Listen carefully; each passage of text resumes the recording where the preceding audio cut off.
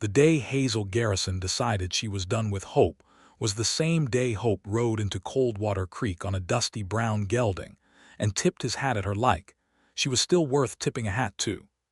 She had been standing on the porch of her dry goods store, sweeping the same 3 boards she had swept every morning for the past 11 years, watching the road into town the way a person watches a fire, not expecting anything useful from it, just unable to look away. The year was 1879, and Coldwater Creek, Texas, was the kind of town that swallowed people whole if they stayed too long. It had swallowed Hazel Garrison at 24 and spit her out at 42 in the form of a woman who knew how to salt pork, balance ledger books, and smile politely at men who pitied her. She was not unhappy, she told herself. She told herself this regularly, in the same calm, rehearsed voice she used when customers complained about the price of flour. She had her store. She had a cat named Biscuit who slept on the counter and intimidated strangers.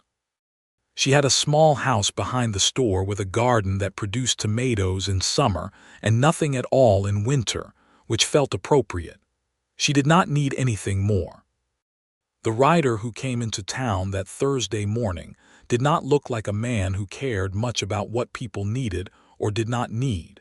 He looked like a man who had been traveling for a long time and had made peace with the discomfort of it.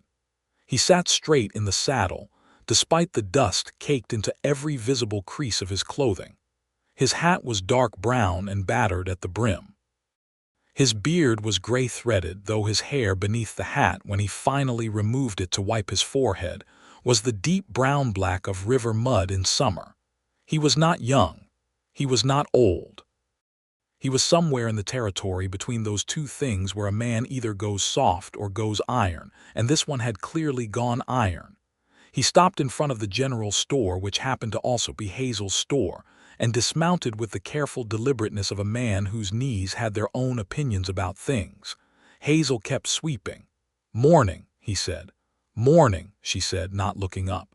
"This Coldwater Creek, last I checked." He tied the gelding to the post and came up the 2 steps to the porch, carrying saddlebags over one shoulder. He was taller than she had expected, now that he was standing near her. Not tall in a way that demanded attention, but tall in a way that made the porch feel slightly smaller. "I am looking for a room," he said, "and a meal, and possibly a telegraph office in that order. Mrs. Dunbar has rooms at the end of Sycamore Street, 2 blocks east." Hazel pointed without looking. "Eating, you want the Cattleman's Rest on Main. Telegraph is next to the post office, which is next to nothing because nothing is next to nothing in this town." He laughed at that, a short, genuine laugh that she had not been expecting. It was the kind of laugh that came from a person who found real things genuinely funny, not the courtesy laugh of a man trying to charm a shopkeeper. She looked up despite herself. He was looking at her with eyes that were a peculiar shade of dark amber, like the last light on a creek on an autumn afternoon. He was not a handsome man in the conventional sense. His face had too much history in it for conventional handsomeness, a jaw that suggested stubbornness, a nose that had been broken at least once, lines around his eyes that had been earned rather than inherited. But there was something in his expression that was direct without being aggressive, and Hazel Garrison, who had spent 20 years dealing with men who were one or the other but rarely both, noticed it. "Much obliged," he said. "You happen to be the proprietor of this establishment." "I happen to be," she said. "Clarence McCrae." He extended a hand. She shook it. "Hazel Garrison." "Well, Miss Garrison, Mrs.," she said automatically, and then immediately wished she had not because it always required explanation. "Widow," she added, in the flat tone she had developed for efficiency. 8 years. Something in his expression shifted, not to pity. She would have stopped him cold if it had been pity, but to a kind of recognition, as if he understood the weight of that single word and was not going to make it heavier by commenting on it. "I am sorry," he said simply, and moved on. "Do you carry telegraph paper?" "I need to send word to my daughter in Abilene." "Third shelf on the left," she said, and held the door open. He was in her store for 40 minutes. He bought telegraph paper, a new wick for a lamp, a bag of dried beans, a tin of coffee, and a bar of lavender soap that he picked up and examined with such careful attention that Hazel felt compelled to ask. "Gift," he said without looking embarrassed. "My daughter. She likes things that smell like something other than a cattle town." "Where is she?" "Abilene, working for a dressmaker. She is 19 and very sensible, which means she got none of that from me." He set the soap on the counter. "I am on my way to New Mexico. I purchased land near Las Cruces. I have been riding west for 3 weeks." Hazel wrote the numbers in her ledger with the neat, efficient hand of a woman who had been doing it for a long time. "Long way to ride alone." "I have always ridden alone," he said, and then paused and looked at her with a directness that was slightly startling. "That is not as dramatic as it sounds. I have simply been a solitary man for most of my life." "That does not sound solitary," she said. "You mentioned a daughter." "I did." He paid for his goods with coins that he counted out carefully. "Her mother passed when Alina was 11. I raised her on a cattle ranch outside of Fort Worth. She left 2 years ago for Abilene and is thriving, and I am grateful for that and also very aware that I am now entirely alone in a way that is different from the way I used to be alone."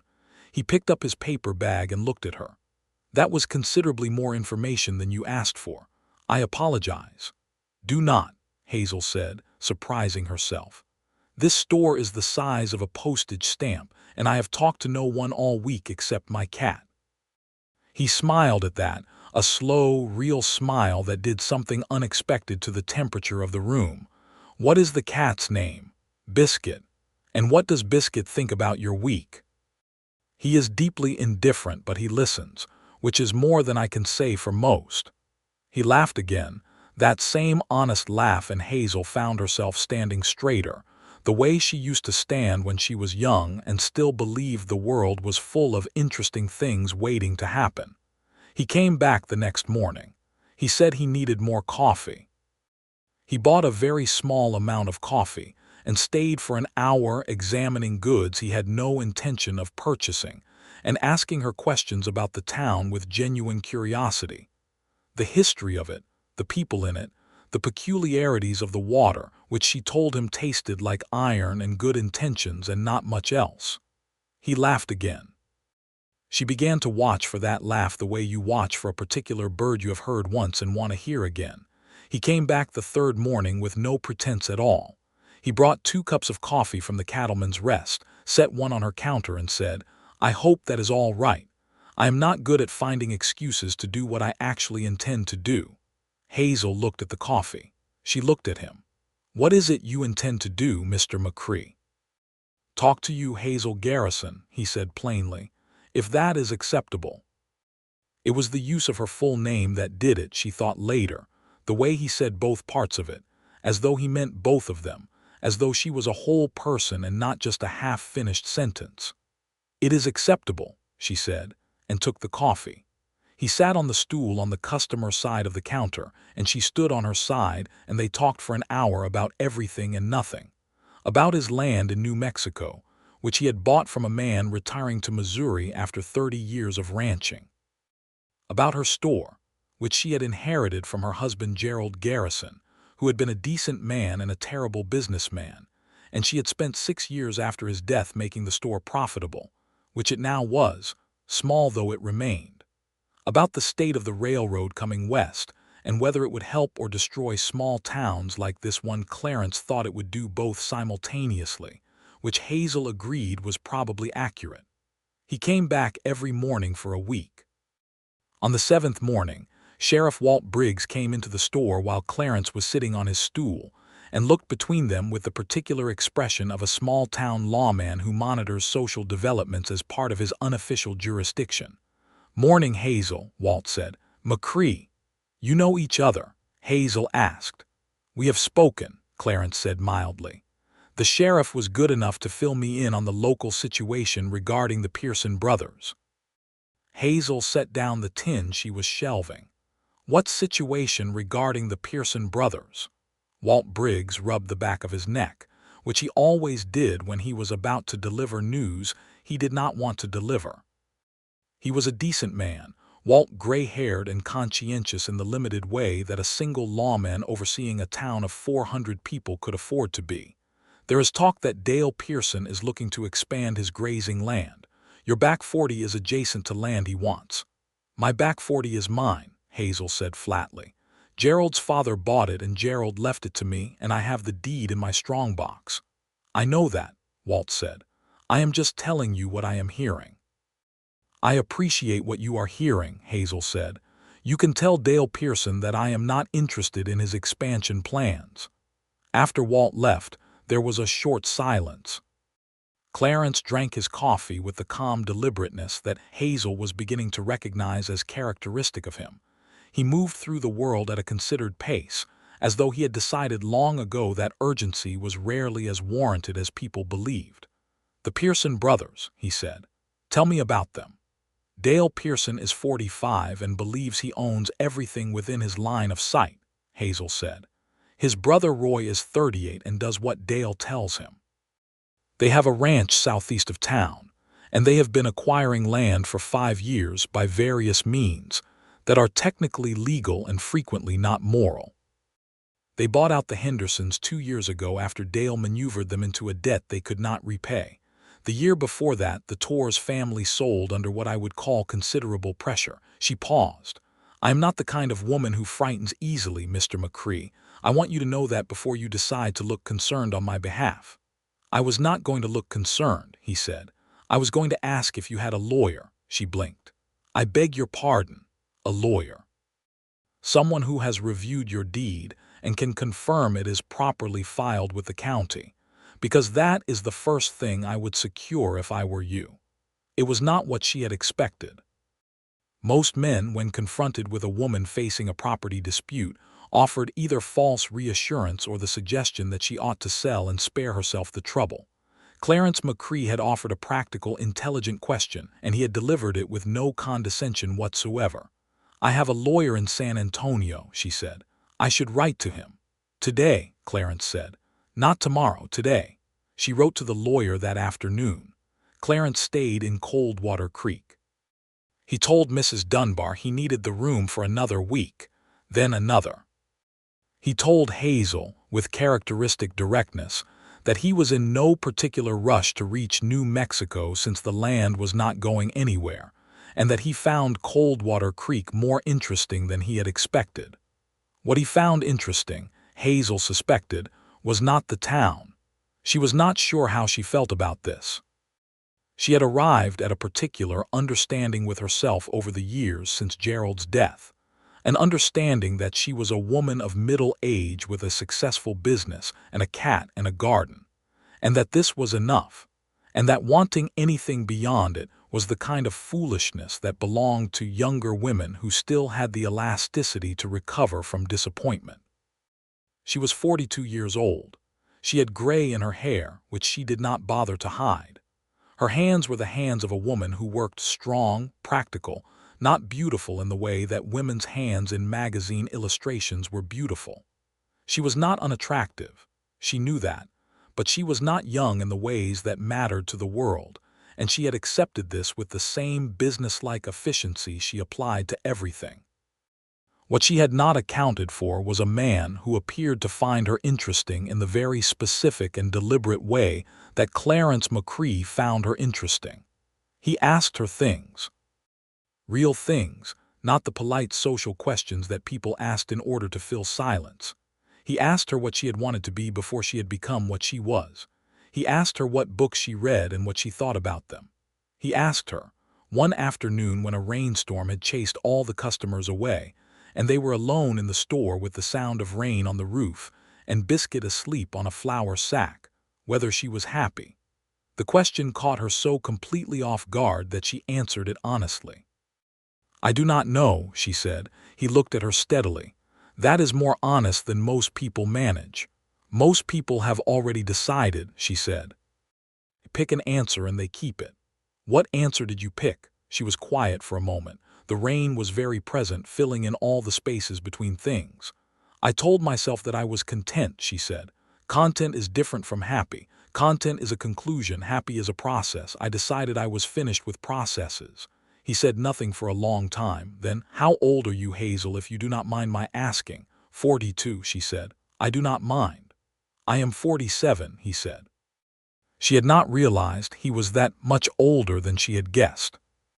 But it did not change anything about him. He was still himself, still the man who brought coffee and asked real questions and laughed when things were genuinely funny. "You do not seem 47, she said. "I am not sure what 47 is supposed to seem like," he said. "I wake up and my knees remind me, and then I forget about it for the rest of the day. That seems to be the arrangement." She laughed, and the laugh surprised her.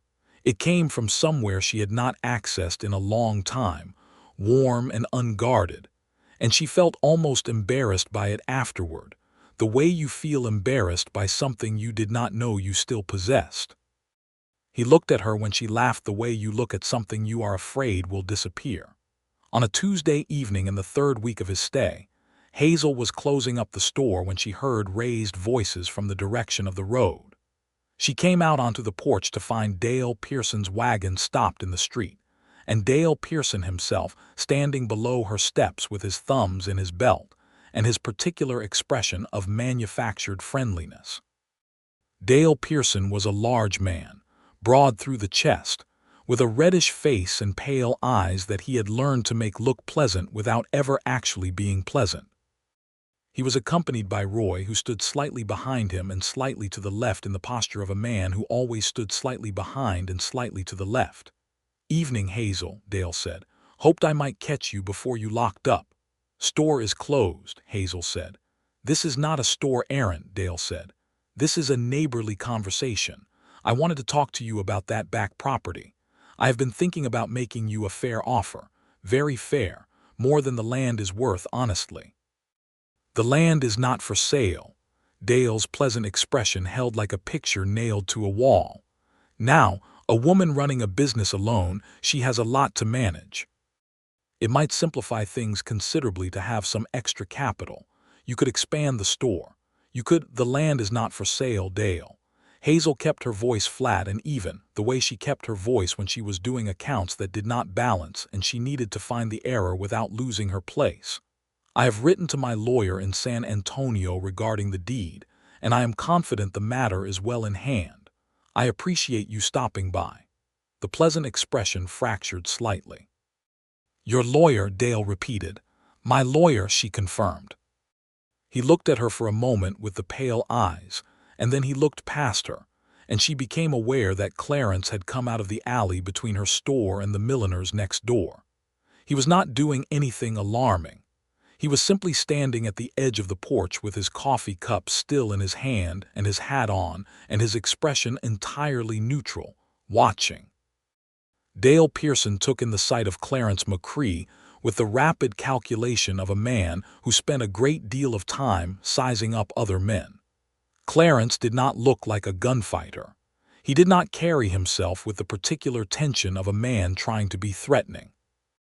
He looked like exactly what he was, a solidly built, unhurried man in his late 40s who was watching a situation with calm, attentive interest, which in Hazel's experience was considerably more disconcerting to someone like Dale Pearson than obvious aggression would have been. "Well," Dale said finally, "I expect we can discuss it another time." "I expect so," Hazel said. Dale and Roy Pearson drove away into the evening. Hazel let out a breath she had not entirely been aware of holding. "Thank you," she said to Clarence. "I only came for more coffee," he said and held up the cup. She looked at him, he looked at her. The evening light was doing something very particular to the street, turning everything gold and amber and unhurried, the way Texas evenings sometimes did, as though the day was sorry for having been so harsh and was trying to make it up to you at the end. "Come inside," Hazel said. "I will make more." They sat at the small table in the back room of the store, where Hazel kept her account books and her correspondence, and a second chair that she had bought years ago with vague intentions of having company, and had mostly used as a place to stack catalogs. Clarence sat in it without ceremony. Biscuit came and sniffed his boots and determined they were acceptable. They talked until it was fully dark, which neither of them noted until Hazel got up to light the lamp and was surprised to find the room already in shadow. They talked about Dale Pearson, about the land dispute, about the larger pattern of land consolidation happening across Texas as cattle operations grew and smaller holdings became targets. Clarence knew a considerable amount about this. He had seen it in Fort Worth in the years after the war, when everything was being reorganized, and the people who reorganized it were not always the people who deserved to. He talked about his cattle ranch in Fort Worth, which he had sold 2 years ago after a leaner left. He talked about the years of building it, the early years that had been genuinely hard, the middle years that had been merely difficult, and the later years that had been comfortable in a way he had not entirely known what to do with. He talked about his wife, Margaret, with a careful tenderness that told Hazel the grief was old and managed but not gone, the way grief becomes after enough years, a part of the landscape of a person rather than an emergency. She was a good woman, he said. She was also considerably more patient than I deserved. I was not an easy man to live with when I was younger. I had opinions about everything and delivered them without much invitation. And now? Hazel said. He thought about it. I still have opinions about everything, he said. I deliver them more slowly, she smiled. I have noticed. He looked at her across the small table in the lamplight that was warm and close, and there was something in his expression that she recognized with a start. It was the same thing she had been trying not to name since the third morning he had brought her coffee. It was the particular look of a person who is building something in their mind carefully, brick by brick, and is about halfway through and can see what it is going to become and is simultaneously hopeful and terrified. She looked away. It is late, she said. I should close up properly. Of course. He stood, and she was aware again of how much of the room he occupied, not aggressively, just solidly, the way a good piece of furniture occupies a room, making it feel more complete. He took his hat from where he had set it on the catalog pile. Hazel, she looked up. You are not, as far as I can tell, a woman who runs from things, he said. So I want you to know that I am aware of what I am doing, spending time with you like this. I am not doing it carelessly. She held his gaze for a long moment. I know that, she said quietly. He nodded once and left. She stood alone in the back room with the lamp burning and biscuit winding around her ankles, and a feeling in her chest that she had been successfully ignoring for 3 weeks and was now becoming very difficult to ignore. A letter arrived from her San Antonio lawyer, Emmett Falk, the following week. It was thorough and reassuring on the question of the deed, which was properly filed and unambiguous, and it contained one sentence that gave her pause. The letter noted that Dale Pearson had retained legal representation in San Antonio as well, and that she should expect the possibility of a formal challenge. Hazel read this letter twice at the counter and then read it a third time with Clarence standing beside her, because he had been there when the post arrived and she had not thought before handing it to him, which told her something about the degree to which she had become accustomed to his presence. He read it carefully. Falk is solid, he said. This advice is good. You will need to go to San Antonio. I cannot leave the store for a week. Do you have anyone who can manage it? She thought. Agnes Pryor's oldest daughter, Nell. She has worked here before when I have been unwell. She is reliable. Then go to San Antonio, Clarence said. Let Falk walk you through the full documentation in person. A challenge like this, you need to understand every detail yourself, not just what your lawyer tells you in a letter. You speak as though you have been through something similar. My land in Fort Worth, he said. Years ago, someone tried to dispute the northern boundary. We won, but I would have won faster if I had gone to the county seat immediately instead of waiting. Do not wait. She arranged to leave in 5 days. Nell Pryor would manage the store. She would take the stage to San Antonio, meet with Emmett Falk, and return within the week. Clarence told her on the 4th day that he intended to accompany her to San Antonio. Hazel looked up from the account book she was reconciling. I beg your pardon. Not in any proprietary capacity, he said carefully. I have business of my own that I could conduct in San Antonio. I need to file some paperwork regarding the New Mexico land through the Texas office before I travel. It would be practical for both of us, and the road has been unsettled lately. Walt Briggs told me there have been riders along the stage route that nobody has been able to account for. I have traveled to San Antonio before, she said. I know, he said. I am not suggesting you cannot. I am suggesting that I would like to go with you, and I am trying very hard to give you practical reasons, because the real reason will make you uncomfortable. She set down her pen. Tell me the real reason. He met her eyes steadily. Because the thought of you being out on that road for 2 days without someone who gives a particular damn about what happens to you is not something I can sit comfortably with.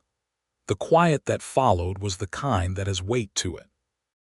All right, Hazel said finally, and picked up her pen again. The journey to San Antonio took 2 days by stage, with an overnight at a way station outside of Bixar County, where the food was adequate and the beds were clean, and the proprietor, a cheerful woman named Mrs. Castillo, gave them 2 separate rooms without commentary and served them breakfast together the next morning as though it were entirely ordinary, which Hazel appreciated. On the stage, they sat across from each other.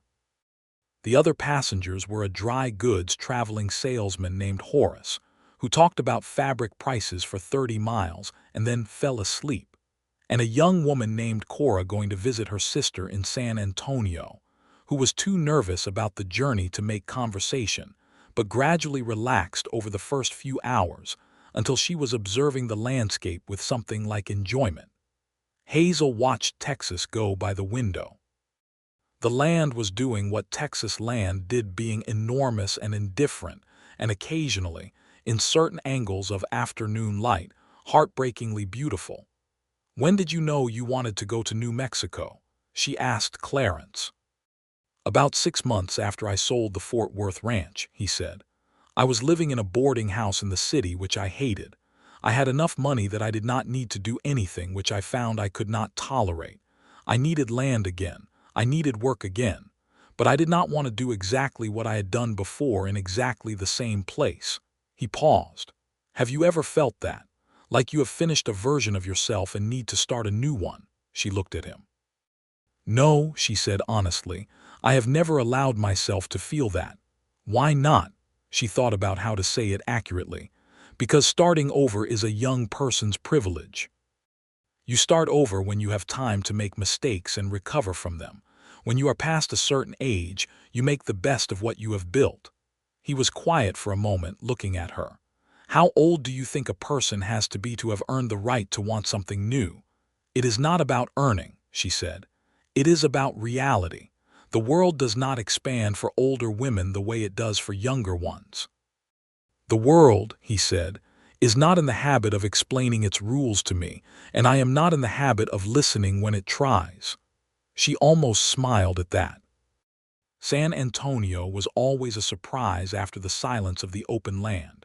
Suddenly there was noise and color and people everywhere, the smell of horses and food and the river, the sound of Spanish and English and German all mixed together in the particular way of that city. Hazel had always liked it, in the limited way she allowed herself to like things. There was a vitality to it that Coldwater Creek, for all its comforts, did not possess. They went to their respective hotels. Hazel had arranged to stay at the Menger, which was respectable and not too expensive, and Clarence took a room there as well at the other end of the corridor, and agreed to meet for dinner. The dinner was at a restaurant on Commerce Street that Clarence said a man on the stage had recommended, and it turned out to be excellent beef that had been cooked slowly with chilies and tomatoes, and spices that Hazel could not entirely identify, but consumed with enthusiasm. The wine was a California variety that she was not expecting to enjoy and did. They talked through the entire meal and the coffee afterward, and Hazel found herself telling him things she had not told anyone in years about Gerald. Not just the sanitized version she gave to people who asked, but the real version, the complicated version, the version where she had loved her husband in the way you love a person who is good and kind, but does not quite know how to see you. The way you love a person who leaves you better than he found you but also lonelier. She had not meant to say so much. The wine had probably been a factor. But Clarence listened to all of it without interrupting, without filling in the pauses with his own opinions, and when she was finished he said, "You have been a very brave woman for a very long time," and she nearly came undone. "Do not say that," she said, with more sharpness than she intended. He looked at her steadily. "Why not?" "Because I am sitting here trying to maintain the practical understanding I have reached with myself about my life," she said, "and statements like that make it considerably more difficult." "What practical understanding?" he asked very quietly. She picked up her coffee cup, put it down. "I am 42 years old, Clarence. I have been a widow for 8 years. I have a store and a cat and a garden. I have settled into what my life is, and settling into what your life is not the same as giving up. It is choosing wisdom over wishfulness." He looked at her for a long, steady moment. "I am 47, he said. "I know how old you are. Then you know that I am older than you are, by 5 years, and I am not settled. I am going to New Mexico to start an entirely new undertaking on land I have never seen, in a territory I have visited only once, at 47 years old." He leaned forward slightly. "So if you are going to make the argument that a person of our age is past the business of wanting things and reaching for them, I need you to make it to someone who is not preparing to do exactly that." She stared at him. He held her gaze, and there was something in his expression that was completely unguarded now. All the careful deliberateness was still there, but stripped of any protective distance. He was simply looking at her, and what she saw in him was something she had not seen directed at her in a very long time, possibly ever, not quite like this. "Hazel," he said, "I am not a rash man. I have thought about this considerably. I am going to say something, and I want you to hear it without reaching for an argument if that is possible." She waited. "I would like to court you," he said, "formally, or whatever this century's version of formally amounts to. I find you to be the most interesting, capable, and honest person I have encountered in a great many years. I am not proposing anything precipitate. I am simply telling you what I want, because I believe you deserve to know it." Hazel sat with this for what felt like a very long time, but was probably only a few seconds. The restaurant moved around them, other people talking, silverware on plates, the particular music of a room full of lives in progress. "You have known me for less than a month," she said. "I know," he said. And yet, two words that dismantled a considerable amount of her careful architecture. "I will think about it," she said. "That is all I am asking," he said. The meeting with Emmett Falk the next morning was everything it needed to be. Falk was a small, precise man with sharp eyes and an organized mind who laid out the situation with commendable clarity. Hazel's deed was sound. Pearson's challenge, if it materialized, would hinge on a disputed survey from 1861 that Falk was already addressing. The most likely outcome was a county hearing within the year, and Falk was confident of prevailing. Clarence sat in the chair to her left throughout the meeting and said almost nothing except 2 questions, both precise and exactly the right questions, the questions that produced the 2 most useful answers of the hour. Falk looked at him with the professional appreciation of a man recognizing competence. "Your associate has a good head for these matters," Falk said to Hazel afterward. "He does," Hazel agreed. On the stage home, Hazel had made a decision. She did not announce it immediately. She looked out the window at the Texas landscape again, which was doing its enormous and indifferent thing, and she thought about what it meant to have a practical understanding with yourself, and whether that understanding could be revised. It could be revised, she concluded. It was her understanding. She had made it under a particular set of circumstances, and the circumstances had changed, and she was a woman who dealt in practical realities, and the practical reality was sitting across from her reading a folded newspaper with total absorption, and occasionally making a small sound of either agreement or displeasure at what he was reading. She had spent 8 years being sensible. She had spent 42 years in various ways being the responsible version of herself, the practical version, the version that did not ask for too much. She had not been unhappy. She had simply been compressed, the way a person compresses when they have accepted that the available space is smaller than they might once have imagined. Clarence McCrae, who was 47 years old, had somehow not received the notification about available space. "All right," she said. He lowered the newspaper. "I beg your pardon. Your request," she said, "to court me. I am saying all right." He was very still for a moment, in the way he was sometimes very still when something mattered. Then something in his face opened, like a window being let up in a room that has been closed too long, and the smile that came was the realest thing she had seen on another person's face in years. "All right," he said, and raised the newspaper again. She turned back to the window, but she was smiling too, though she made sure it was directed at the countryside and not at him, because she had some dignity left and she intended to keep it. The courtship, such as it was, took place in the full view of Coldwater Creek, which was the only way things happened in towns of 400 people. Within 3 days of their return from San Antonio, the entire establishment was aware that Hazel Garrison was keeping company with the man staying at Mrs. Dunbar's, and opinions were various. Mrs. Dunbar herself approved. She said so directly to Hazel's face in the dry goods store, buying a length of calico and delivering her opinion without being invited to do so. "He is a steady man," she said. "I can always tell. Steady men fold their napkins after breakfast." Agnes Pryor, whose daughter Nell managed the store, was more cautious. She cornered Hazel at the Wednesday church social with the expression of a woman performing an act of friendship, whether the recipient wanted it or not. "You know nothing about him," she said. "I know a great deal about him," Hazel said. "Where are his people? Where are his references? He has a daughter in Abilene, a ranch he sold in Fort Worth, land he purchased in New Mexico from a reputable seller, and a lawyer in Dallas. He also has excellent references, which I have not asked for because I am 42 years old, Agnes, and I am capable of determining a person's character without a letter of introduction." Agnes Pryor subsided slightly. "I am only concerned for you." "I know," Hazel said and softened. "I appreciate it. I am all right." Walt Briggs said nothing specific but watched from a measured distance and gradually relaxed, which Hazel took as the sheriff's version of approval. Dale Pearson said nothing at all, which was more instructive than anything he could have said. The formal challenge to Hazel's deed arrived from Pearson's San Antonio lawyer in late October, as Falk had predicted. It was exactly what Falk had said it would be.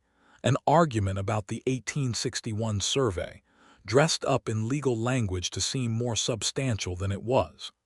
Falk responded with dispatch and set the matter for a county hearing in January. Hazel read the challenge at her kitchen table with Clarence sitting across from her, and put it down with the same flat calm she had applied to every difficulty in the past 8 years. "Well," she said. "Falk will handle it," Clarence said. "I know he will." She looked at the papers. "It is not the legal question that troubles me. It is the reason behind it. Dale Pearson does not need my back 40 for any practical purpose. He is doing this because I am a woman alone and he has decided I can be moved." Clarence looked at her steadily. "You are not alone." She met his eyes. Something passed between them in that moment, not dramatic, not cinematic, simply real, the quiet confirmation of a thing that had been growing for weeks and was now undeniable. "No," she said, "I am not." He had been finding reasons to stay in Coldwater Creek that neither of them mentioned directly. His New Mexico land was there, waiting, patient as land always is. His departure date had shifted several times for reasons that were never quite discussed. He had begun to take his meals at Hazel's kitchen table, more often than at the Cattleman's Rest. He had repaired the fence at the back of her property without being asked, and painted the front steps of the store without mentioning it, and she had come out one morning to find them freshly done, and said nothing except "thank you," And he had said nothing except "You are welcome." And the ease of it had struck her so deeply that she had had to go into the back room for a moment to compose herself. In November, on a cold, clear afternoon when the light was low and silver and the whole world smelled like approaching winter, they walked out to her back 40, the disputed land, the acres of hardy grass and a creek that wound through it in a lazy S, the land that Dale Pearson wanted and Hazel intended to keep. She showed Clarence the property markers, the old fence line, the survey stones that her father-in-law had placed in 1858. Clarence walked the perimeter with the attentive, methodical pace of a man who understood land in the visceral way of someone who has worked it for years. He stopped at the creek and looked at it for a long time without speaking. "Good water," he said finally. "Year-round," she said. "That is what he wants, really, the creek. The back 40 without the water is nothing much, but with the creek it supports a substantial herd." "Then we document the creek boundary thoroughly," he said. "I can make a map. I have been drawing land maps since I was 22. It will not be a professional survey, but it will supplement Falk's documentation." She watched him looking at the creek. The afternoon light was doing something remarkable to the water, turning it silver and then briefly gold as the sun shifted behind a cloud and then came back. It was beautiful land, genuinely beautiful, and she had not let herself look at it with proper attention in a long time because it had been tied up in worry and dispute and the weight of defending it alone. "I love this land," she said, which she had not said out loud to anyone. Clarence turned and looked at her, and his expression was so warm and so unguarded that she had to look away, out at the creek. "I can see that," he said quietly. He made the map. He spent 3 days doing it, meticulous and patient, walking every foot of the boundary and making notes, and coming back to her kitchen table in the evenings to transfer his measurements to paper with the careful hand of a man who takes accuracy seriously.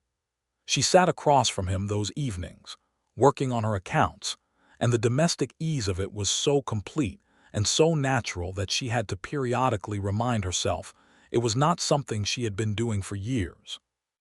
He sent the map to Falk with a detailed letter. Falk wrote back that it was extremely useful.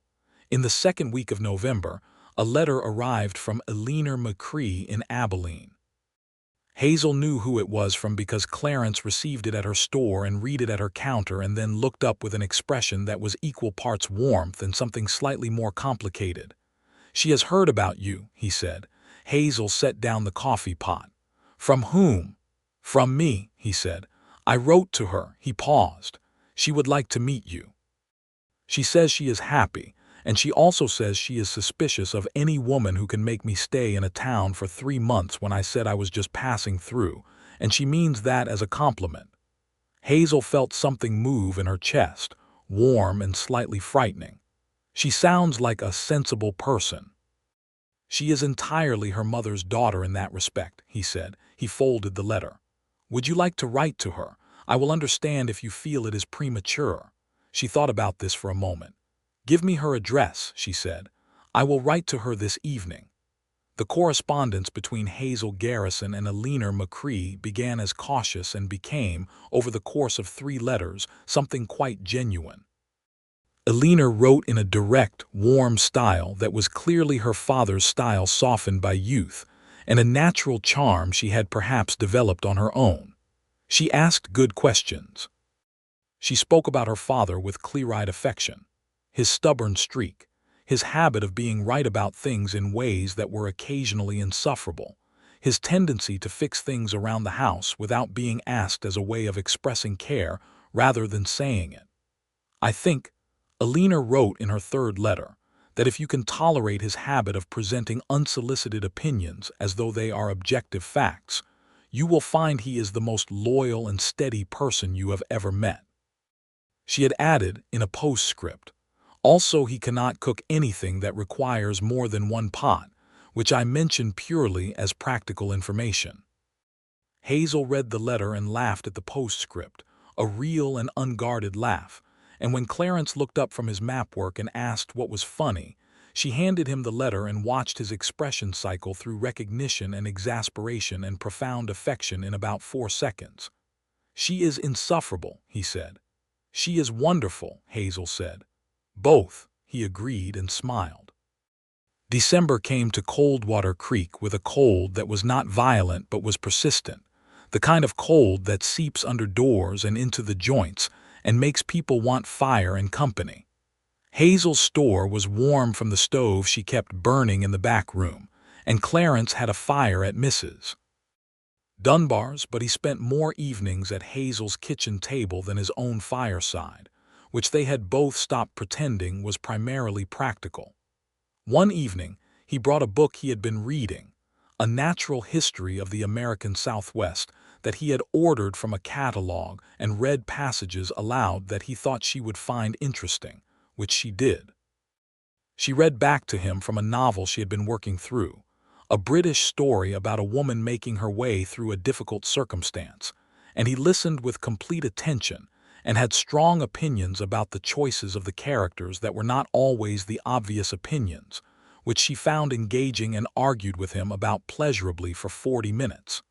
"This," she thought, "this precise thing is what I have been missing without knowing the name of it." She had loved Gerald in the way that a young woman loves the first man who sees something in her.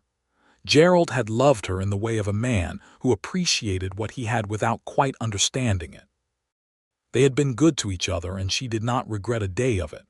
But this, the particular communion of two people who were entirely in the habit of thinking, and found it more interesting to think together, this was new.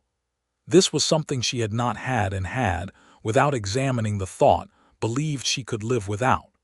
The discovery that she could not was both alarming, and once she had sat with it for a few days, extraordinary. On a Thursday evening in December, with snow flurries moving past the window of her kitchen, the first real flurries Coldwater Creek had seen in 2 years, Clarence set down his book and looked at her with the expression she now recognized as preceding something important. She set down her own book. "I have been in Coldwater Creek for 3 months," he said. "I know," she said. "My land in New Mexico is waiting for me," he said. "I need to go in the spring at the latest. The growing season," he stopped. "None of that is the point." "What is the point?" she said. He looked at her very directly. "I want you to come with me," he said. Hazel was quiet. "Not in the way that requires nothing of either of us," he said. "I mean properly. I mean as my wife. I have thought about this for a long time, Hazel, and I am fully aware of how it sounds, and I am going to say it anyway because I decided some years ago that I was done not saying the things I meant." She looked at the snow past the window. Then she looked at him. He was watching her with that complete, steady attention, not anxious. He was too deliberate a man for obvious anxiety, but present in a way that told her this mattered to him in a deep and unreserved way. "I am 42 years old," she said.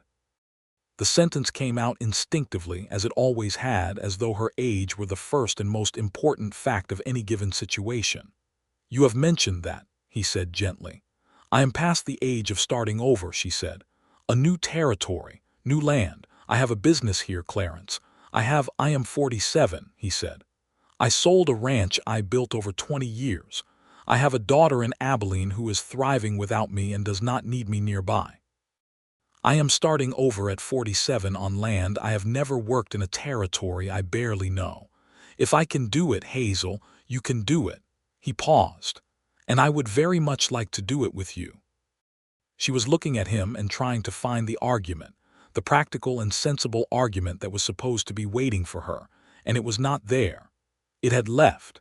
It had apparently decided that 3 months of Clarence McCrae bringing coffee and drawing maps and reading aloud and fixing fences, and looking at her like she was worth looking at, had dismantled its structural supports. "That is not a proposal," she said. "That is a prelude to a proposal." Something shifted in his expression, a flicker of surprise, and then the slow, real smile. He stood up from his chair, and she had a bewildering half-second of understanding what was about to happen before it actually happened. He came around the table and went down on one knee on her kitchen floor with the careful deliberateness of a man whose knees did have opinions about things but had decided on this occasion to comply. "Hazel Garrison," he said, "I am asking you to marry me. I am asking you to come to New Mexico with me and build something new on land we have not yet seen. I am asking you to let me spend the rest of my life finding out what you are going to think about everything that happens, because I find that I cannot imagine anything I would rather spend time doing." He paused. "I realize you were about to argue that you are too old for this, so I am pointing out before you complete that argument that I am older than you, and I am doing this anyway." Hazel stared at him on the floor of her kitchen with the snow past the window and Biscuit appearing from behind the stove to investigate the interruption of his quiet evening. She did not complete the argument. "Yes," she said, and then, because she had spent 42 years being nothing but practical and decided that the occasion warranted something more. "Yes, Clarence McCrae, yes." He stood up from the floor. His knees, as predicted, expressed an opinion, and she was standing up from her chair at the same time, and then he was holding both her hands and looking at her with an expression that she thought she would spend the rest of her life being grateful for. And she reached up and touched his face with one hand, the way she had been wanting to for weeks, and he turned his face slightly into her palm. And outside, the snow came down on Coldwater Creek in the quiet and particular way of the first real snow. The news of the engagement moved through Coldwater Creek at approximately the speed of a brush fire in August. By the next morning, Mrs. Dunbar had reorganized her entire understanding of the winter's social calendar. Agnes Pryor appeared at the store before 9 o'clock with a pie and what appeared to be a carefully prepared set of concerns, and left an hour later having eaten half the pie herself and given what she described as her blessing, which Hazel had not requested but accepted with affection. Walt Briggs shook Clarence's hand outside the telegraph office and said, "She is the best person in this town. You understand that?" "I do," Clarence said. "Good," Walt said and walked away. The letter to Alina in Abilene was the one Hazel wrote with the most care. She wrote 3 drafts before she arrived at the one she sent, which was honest and warm and told Alina that she loved her father and intended to treat him and the life they were building together with complete seriousness, and that she very much hoped Alina would give them both the opportunity to know each other properly in time. Alina's response arrived in less than 2 weeks, which was faster than the mail normally permitted. It was 2 full pages of warmth and humor and one very direct sentence near the end. "My father has been alone long enough, and so, I think, have you, and I am very happy for you both."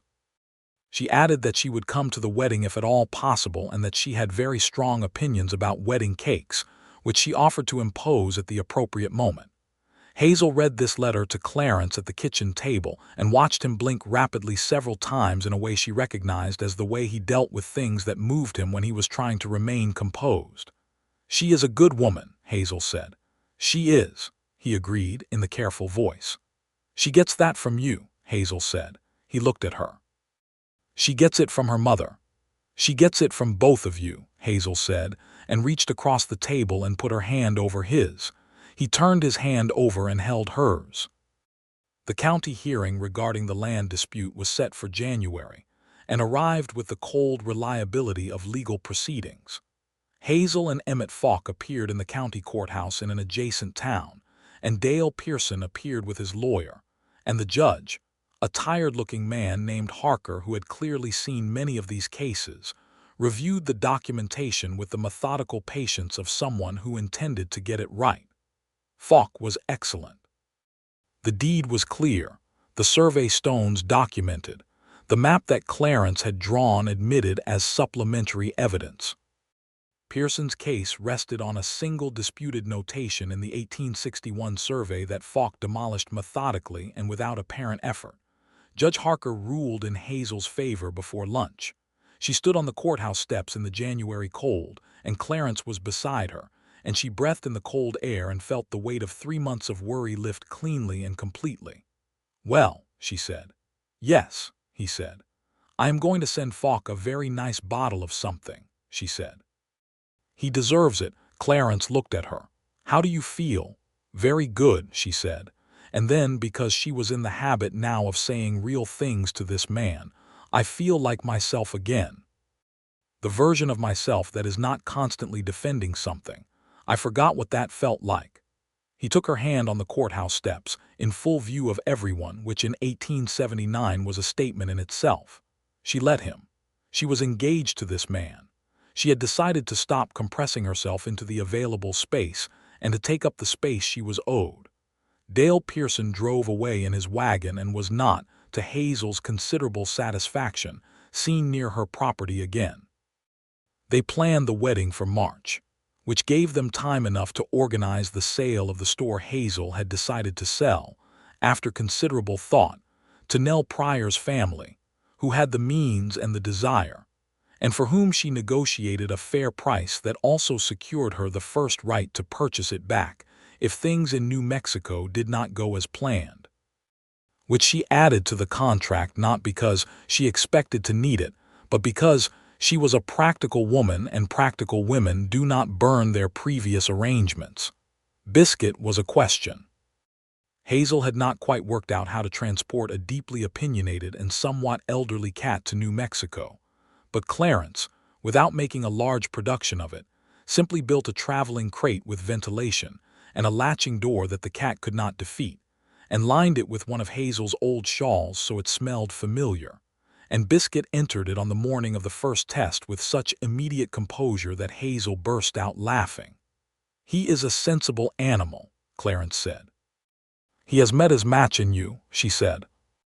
Eleanor McCrae arrived from Abilene 3 days before the wedding, on the afternoon stage, and stepped off it in a green traveling dress with her father's dark eyes and her mother's fine features and an expression of bright, assessing intelligence that Hazel recognized immediately because she had read it in every letter. They looked at each other on the platform. Well, Eleanor said, you are exactly as he described. What did he describe? Hazel asked. He said you were the most competent person he had ever met and also the most stubborn, Eleanor said. He meant it as the highest compliment in both cases. He is right on both counts, Hazel said. Eleanor smiled, her father's smile, the real one, and they walked off the platform together while Clarence collected the bags. And by the time they reached the road, they were talking easily in the manner of people who have been corresponding long enough to already know each other and are simply putting faces to the voices. The wedding took place in the small church on Sycamore Street, on a Saturday in March when the Texas light was doing its most generous work, warm and golden, and arriving at the exact angle that made everything look the way it is supposed to look on days that matter. The church was full, which surprised Hazel, who had expected a modest gathering. Mrs. Dunbar was there, and Agnes Pryor with her entire family, and Walt Briggs in his good coat, and most of the town who had watched Hazel Garrison manage her store and her grief and her disputed land for years and had, she understood now, been waiting for something good to happen to her. Nell Pryor had made the wedding cake, not Eleanor, who had conceded this on the grounds that she was better at strong opinions than baking. The cake was 3 layers and slightly lopsided and entirely delicious.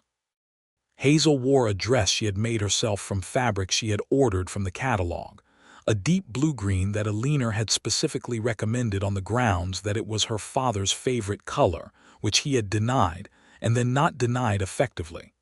Her hair was up and there were 2 small pearl pins that had been her mother's. She did not look young. She looked like herself, which was better. Clarence stood at the front of the church in a suit that had been pressed with evident care and his best boots, and when she came down the aisle Agnes Pryor's husband walked her, a kindness that moved her more than she expected. He watched her with the expression she had come to think of as his real face, the face beneath the deliberate composure that was simply open and entirely present. The ceremony was performed by Reverend Aldous, who kept it to the essential and beautiful elements without embellishment, which Hazel appreciated.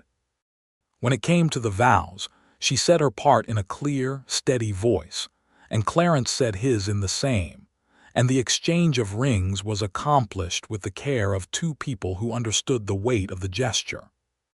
When Reverend Aldous said that Clarence could kiss his bride, and Clarence did a real kiss, unhurried, one hand at her jaw, something in the church shifted, some collective warmth, and Mrs. Dunbar made a sound that was not quite a sob but was in that territory, and Eleanor McCrae, standing in the front pew, pressed both hands to her mouth with bright eyes. They were married. Hazel Garrison was now Hazel McCrae, and she stood in the Texas sunshine outside the church and held her husband's hand and felt the world expand around her in all directions. The celebration lasted the afternoon and into the evening at the Cattleman's Rest, which had been cleaned and decorated and pressed into service as a party venue. There was music, a fiddle player and a man with a squeezebox and dancing, which Hazel had not done in so long that she had forgotten she was good at it, and remembered suddenly when Clarence took her hand on the floor, and it turned out that he was also good at it, which should not have surprised her but did. "When did you learn to dance?" she said. "Fort Worth has dance halls," he said. "I was not always old." She laughed and let him spin her, and it was the kind of moment that she stored very carefully in the place inside herself where she kept the things she intended to remember forever.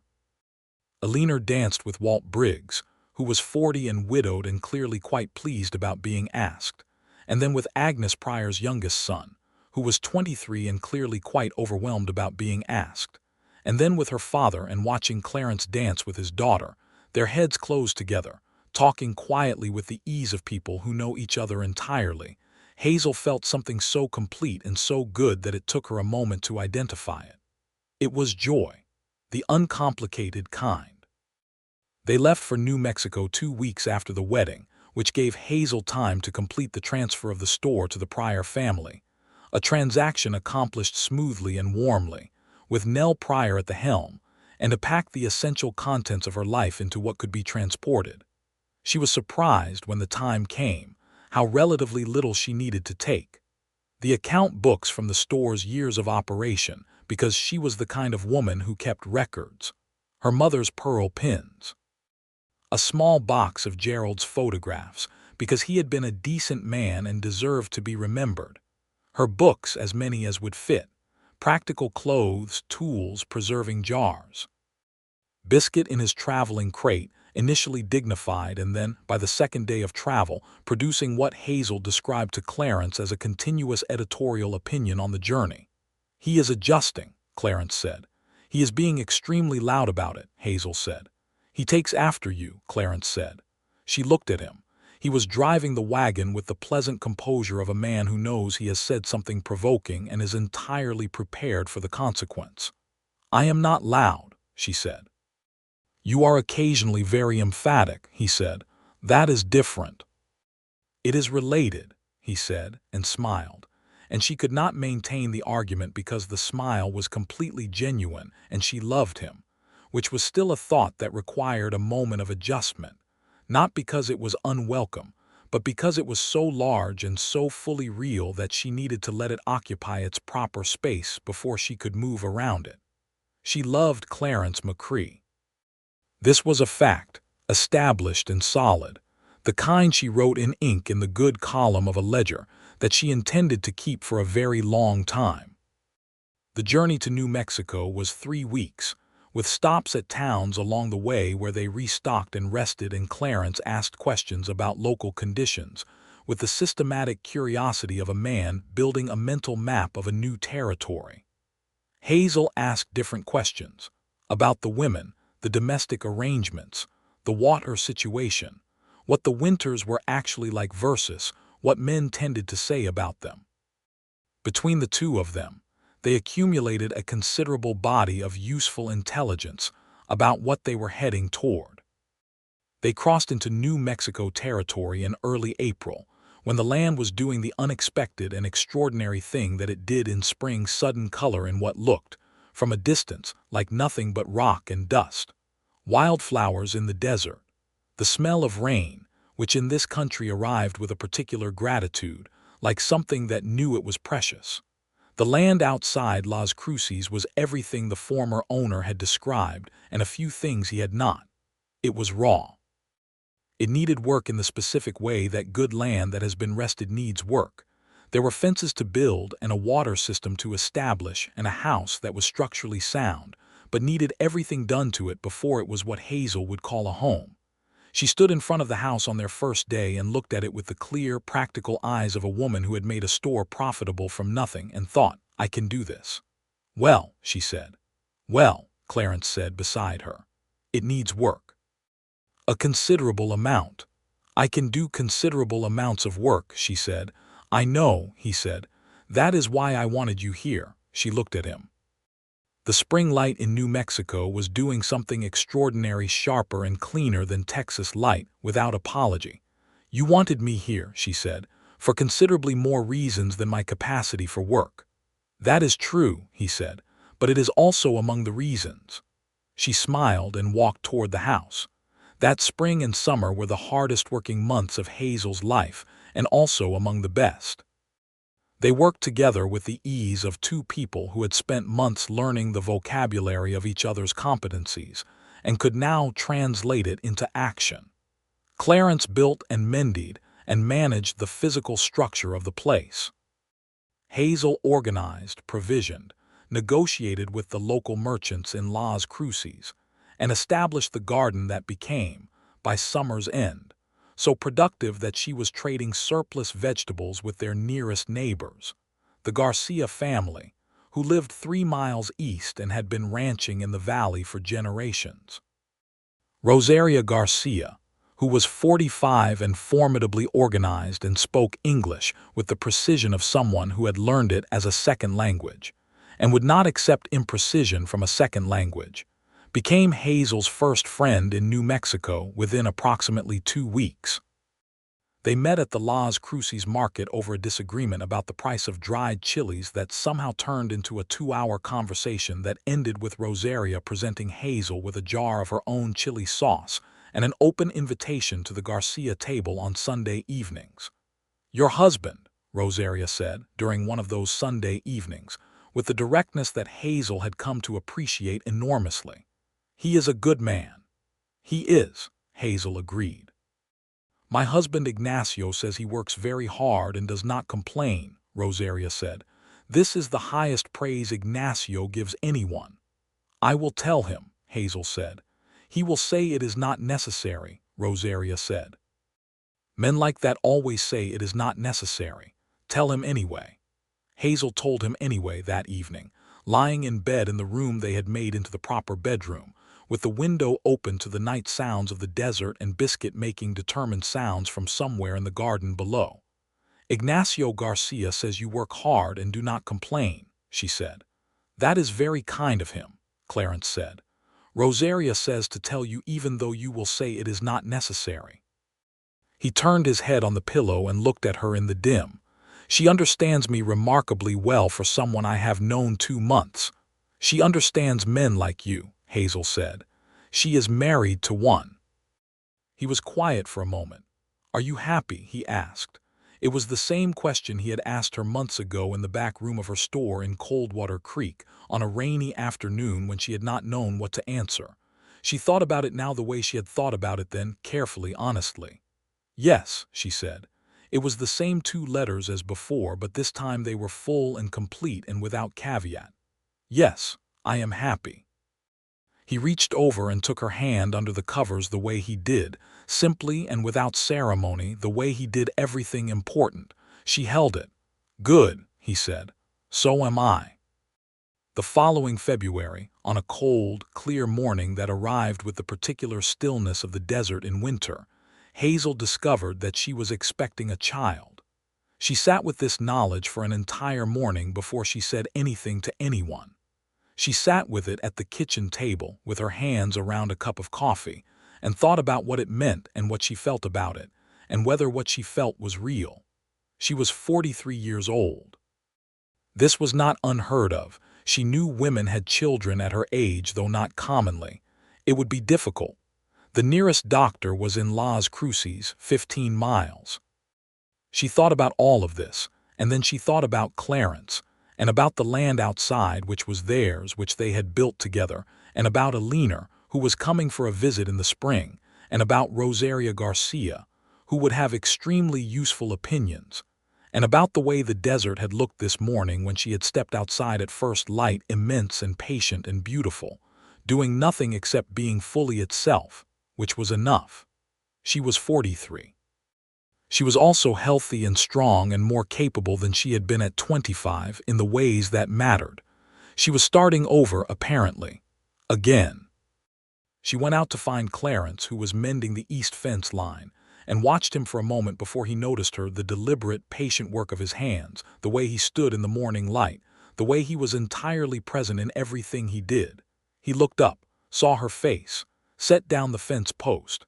"Hazel," he said, and crossed the distance between them at a pace that told her he was alarmed, and she put her hands up. "I am fine," she said. "I am entirely fine." "I just have something to tell you," she told him. The expressions that crossed his face were extraordinary surprise, and then wonder, and then something so profound and unguarded that she felt she was seeing the very interior of him. He stood very still for a long moment, which was his way when something was large. Then he stepped forward and held her, careful and complete, his arms around her in the cold morning air of the desert, and she felt his breath against her hair and the steadiness of him and the particular quality of his silence, which was the silence of a man who is too full to make sound. "All right," he said finally into her hair. "All right. All right," she agreed. He pulled back and looked at her face, searching it. "Are you all right, truly?" "I am genuinely all right," she said. "I am also going to need you to stop looking at me like I am made of porcelain, because I am not now and have never been made of porcelain, and I intend to continue doing everything I have been doing until the circumstances make it inadvisable." "That is," he said, "a very you thing to say." "Good," she said. "Then we understand each other." He smiled, and she reached up and touched his face, and the desert morning held them both in its enormous and now slightly more full silence.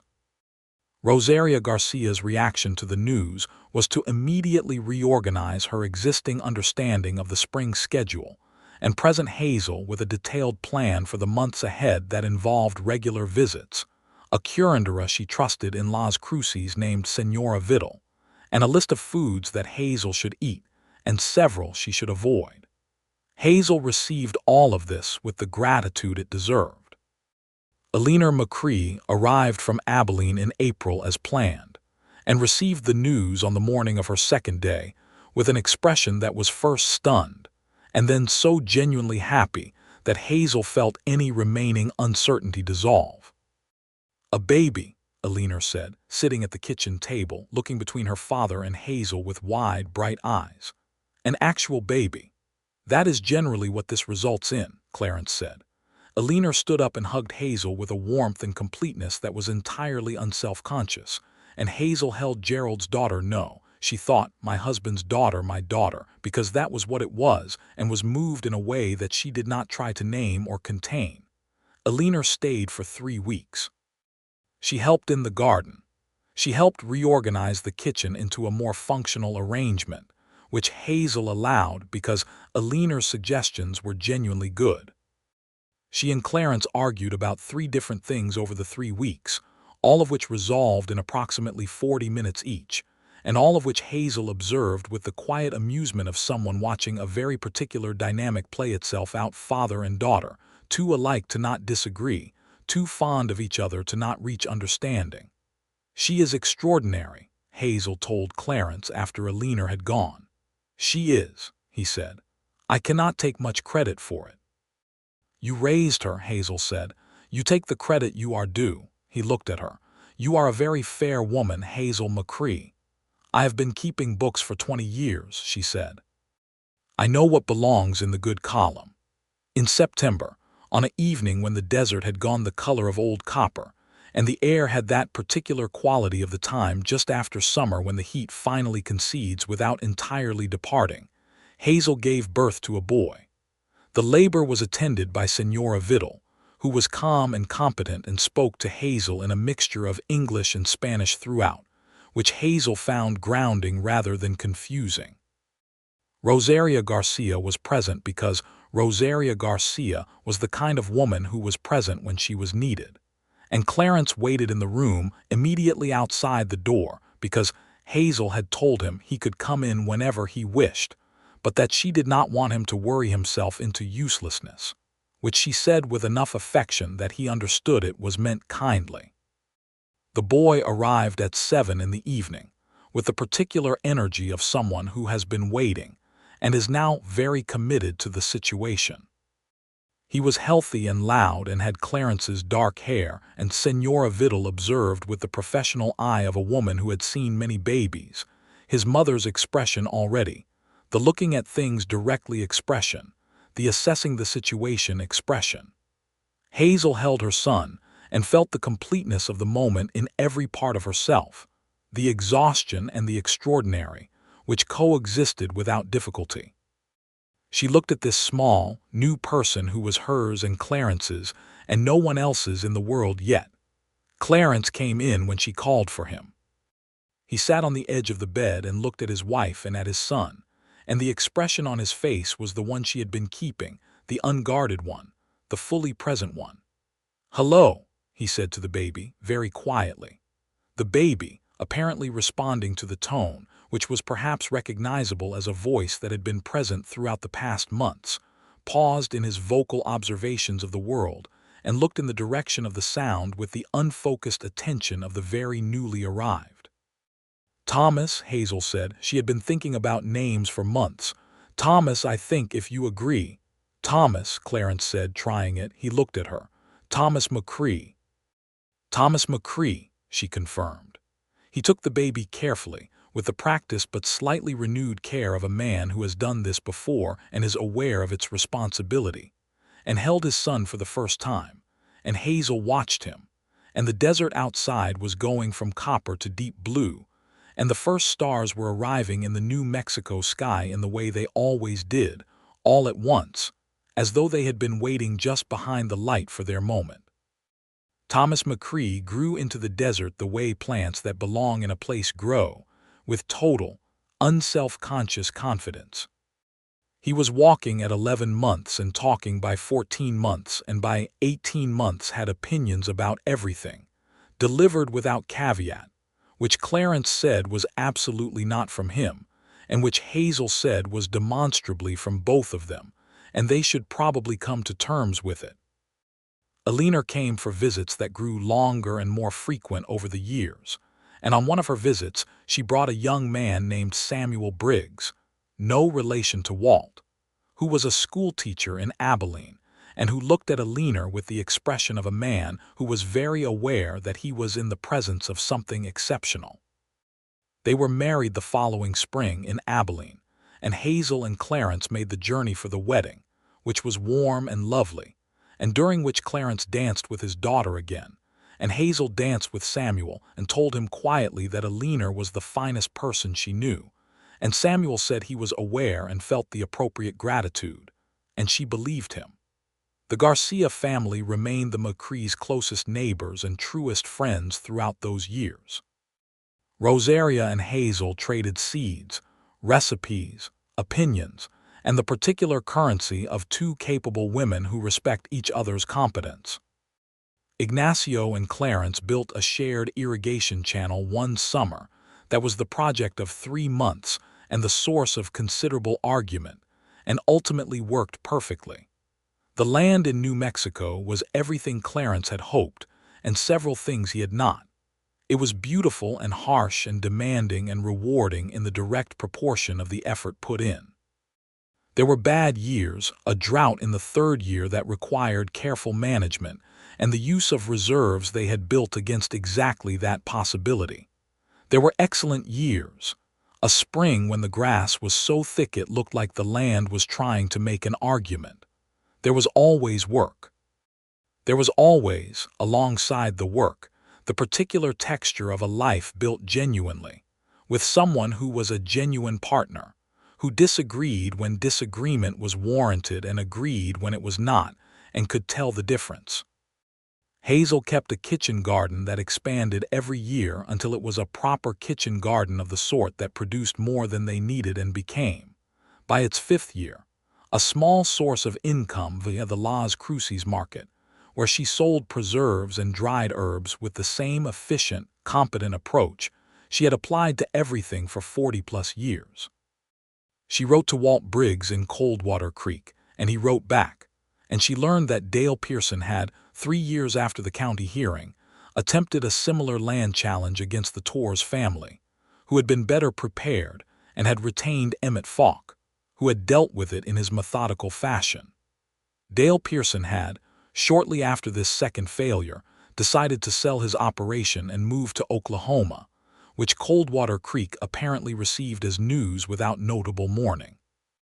She wrote to Nell Pryor about the store, and Nell wrote back faithfully about expansions and changes and the arrival of the railroad through Coldwater Creek in 1883, which had done exactly what Clarence had predicted, helped and destroyed simultaneously, growing the town in some ways and flattening its particular character in others.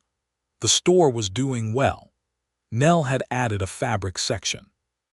The cat they had gotten to replace Biscuit, who had died peacefully at 13, having lived the last 4 years of his life as the sovereign of a New Mexico ranch, was named Cornbread, which Hazel felt was an appropriate succession. She wrote this to Clarence and he laughed, and she loved that she could still make him laugh after years, still produce that particular genuine sound, that she had not worn it out or taken it for granted or stopped reaching for it. Thomas McCrae, at 6 years old, was his father's shadow and his mother's argument partner, and the combination produced a child who worked hard and asked constant questions, and was almost impossible to manage when he had decided something was true. He followed Clarence around the ranch with total devotion.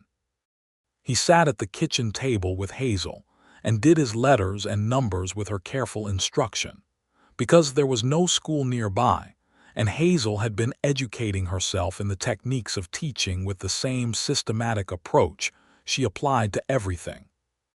When Thomas was 7, Eleanor and Samuel had their first child, a boy they named Robert, and Hazel became a grandmother in the particular sense, not by blood but entirely in every way that mattered, which she found she was surprised by how much it moved her. She and Clarence made the journey to Abilene when Robert arrived, and she held her grandchild the way she had held Thomas 6 years before, with the full awareness that this fullness, was the life she had nearly talked herself out of. She thought about the woman she had been in Coldwater Creek, standing on the porch sweeping the same 3 boards. She thought about the practical understanding she had made with herself, the compressed version of a life. She did not regret the years that had made her who she was, Gerald, the store, the long quiet of her widowhood. They had made her capable and clear-eyed and independent, and those things were genuinely good. But she was glad, she was so deeply and entirely glad, that a man on a dusty brown gelding had stopped in front of her store on a Thursday morning and asked if this was Coldwater Creek. On the evening of their 10th wedding anniversary, in March of 1889, Hazel sat on the porch of the house they had rebuilt and expanded over a decade into a real home, stone and wood, with a long porch that faced west toward the mountains that turned violet in the evenings and red in the mornings. The garden was coming into its spring green. Thomas, now 9, was inside doing the lessons she had set him. Biscuit, too, a new cat of no particular parentage acquired from the Garcia farm the previous year, was on the porch rail performing the evening supervision. Clarence came and sat beside her, the way he had been sitting beside her for 10 years, in the chair he had built himself from local pine. 10 years, she said. 10 years, he agreed. She thought about everything those 10 years contained, the work and the arguments and the difficult seasons and the excellent ones. The garden and the livestock and the land they had made productive. Thomas growing from an infant to a boy who was going to be, she had decided, an interesting man. Eleanor and Samuel in Abilene, Robert, now 2, and a second child expected in the summer. The Garcias and the Sunday evenings and Rosaria's opinions on everything. The letters from Walt Briggs in Coldwater Creek, who had married a widow of his own 2 years ago and sounded, in his careful lawman's prose, genuinely happy. She thought about all of it, and then she thought about Clarence, who was sitting beside her in the evening light looking at the mountains going violet with the expression he always had in the evenings, quiet and fully present and entirely at peace with the fact of being here. "I was going to say," she said, "that I was past the age of starting over." "I remember," he said. "You argued with me," she said. "I presented a counterexample," he said. "There is a distinction. There is not much distinction when you propose before I can finish the argument."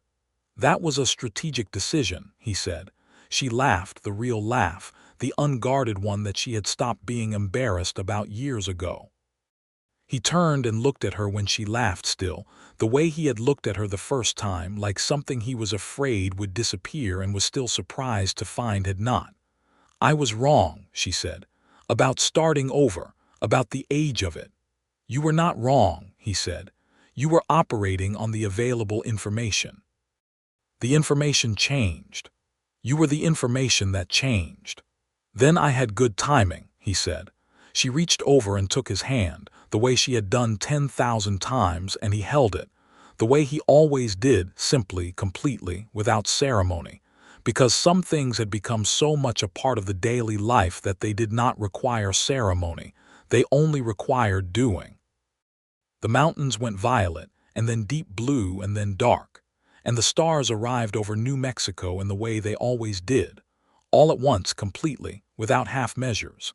And Hazel McCrae sat on the porch of the house she had built with her husband and felt the fullness of the life she had come to, not in spite of being 42, but entirely because she had been exactly who she was at 42, clear-eyed enough to recognize something real when it came, brave enough, finally, to reach for it.